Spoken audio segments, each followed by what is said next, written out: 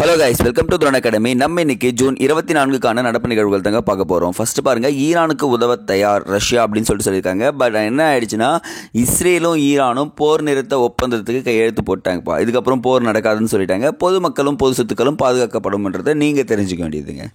So that's எனஃப்ங்க. But இந்த இடத்துல சில ஆர்டிகல்ஸ் கொடுத்துருக்காங்க, அதெல்லாம் நம்ம ஸ்கிப் பண்ணிக்கலாம். டைரெக்டாக திருக்குறள் அண்டு ஒரு எடிட்டோரியல். நல்ல முடிவு ஆனால் அப்படின்னு சொல்லிட்டு ஒரு வார்த்தை வந்திருக்குங்க. என்ன சார்னா, நம்ம உயர்கல்வி படிக்கிறாங்கல்ல, அந்த மாணவர்கள் வந்து பார்த்திங்கன்னா வெளிநாட்டில் போய் படிக்கிறாங்க ஆரம்பிச்சிட்டாங்க. ஸோ அதனுடைய தாக்கத்தை குறைக்கணும்.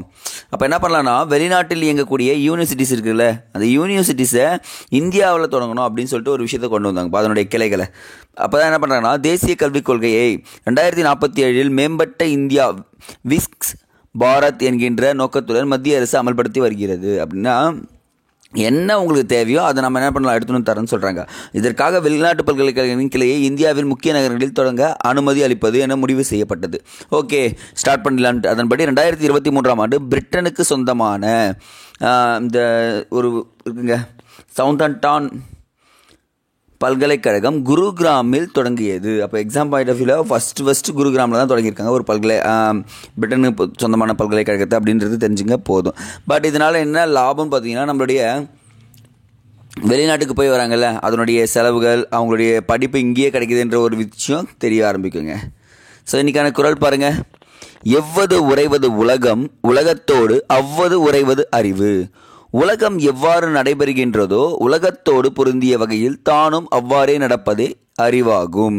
ஸோ உலகம் எப்படி போதோ அதுக்கேற்ற மாதிரி நம்ம என்ன பண்ணோம், நம்ம அறிவை பயன்படுத்தி போக ஆரம்பிச்சிடணும். அதுக்கு எதிர்மாறாக போக ஆரம்பிச்சுன்னா நமக்கு விளைவுகள் அதிகமாக இருக்கும் அப்படின்றத சொல்லியிருக்காங்க. ஃபார் எக்ஸாம்பிள், எக்கனாமிக்கை பொறுத்த வரைக்கும் நீங்கள் எக்கனாமிக் தான் நீங்கள் ஞாபகம் வச்சுக்கணும் இந்த டேர்ம்ஸ்க்கெலாம். இந்தியாவை இணைக்கும் ரயில் பாதை அப்படின்னு கொடுத்துருக்கோம். ஸோ நம்ம செனாப் ரயில் பாதையை பற்றி நம்ம ஆல்ரெடி நிறையவே பார்த்துட்டோம். ஸோ அந்த ஆர்டிகல்ஸ் தாங்க இதில் கொடுத்துருக்காங்க. அடுத்தது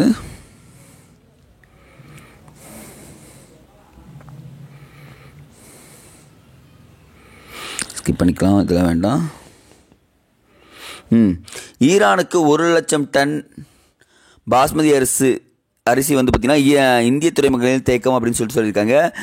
நமக்கு 2 துறைமுகங்கள் கொடுத்துருக்காங்க பாருங்கள். இந்த இடத்துல குஜராத்தில் முந்த்ரா, கண்ட்லா துறைமுகங்கள் தேக்கம் அடைந்துள்ளதுன்னு சொல்கிறாங்க. ஸோ நம்ம இங்கேருந்து பார்த்தீங்கன்னு வச்சுக்கோங்களேன், இதுதான் குஜராத்னா, இங்கேருந்து தான் ஈரானுக்கு அமுச்சு விடுவோம். ஸோ ஈரானுக்கு போயிட்டு வரும். பட் இந்தியாவிலிருந்து அதிக அளவு பாஸ்மதி அரிசியை இறக்குமதி செய்யும் நாடுகளில் சவுதி அரேபியா ஃபர்ஸ்ட் இடத்துலையும் ஈரான் செகண்ட் இடத்துலையும் இருக்குது. இதனால் நமக்கு பொருளாதாரத்தில் சிறு மாற்றங்கள் ஏற்படும். பட் ஆனால் அரிசி எனக்கு கெட்டு போகாது, டக்குன்னு என்ன பண்ணிடலாம், நம்ம வேறு யாருக்குன்னா கூட பண்ணிடலாம். பட் ஆனால் இப்போ போர் நிறுத்தம் தொடங்கியதால் என்ன ஆகும் பார்த்தீங்கன்னா, இப்போ ரைஸ் அங்கே போகுங்க. பட் ஃபஸ்ட்டு செகண்ட் மட்டும் தெரிஞ்சுங்க போதும். நெக்ஸ்ட்டுங்க, சியாமா பிரசாத் முகர்ஜியின் நினைவு தினம் அப்படின்னு சொல்லியிருக்காங்க.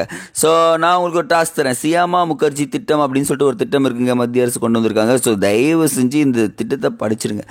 கிராமப்புறங்களில் அதுவும் மிகவும் பின்தங்கிய மக்கள் இருக்காங்களா, அந்த இடத்துல போயிட்டு என்ன பண்ணுறாங்க பார்த்தீங்கன்னா, இவங்க சில உட்கட்டமைப்பு வசதிகளை ஏற்படுத்தி தராங்க. ஸோ அதனால் இவரை பற்றி நீங்கள் ஃபுல்லாக படிக்க தேவையில்ல. பட் ஆனால் இந்த ஸ்கீமை பற்றி தெரிஞ்சுக்கோங்க.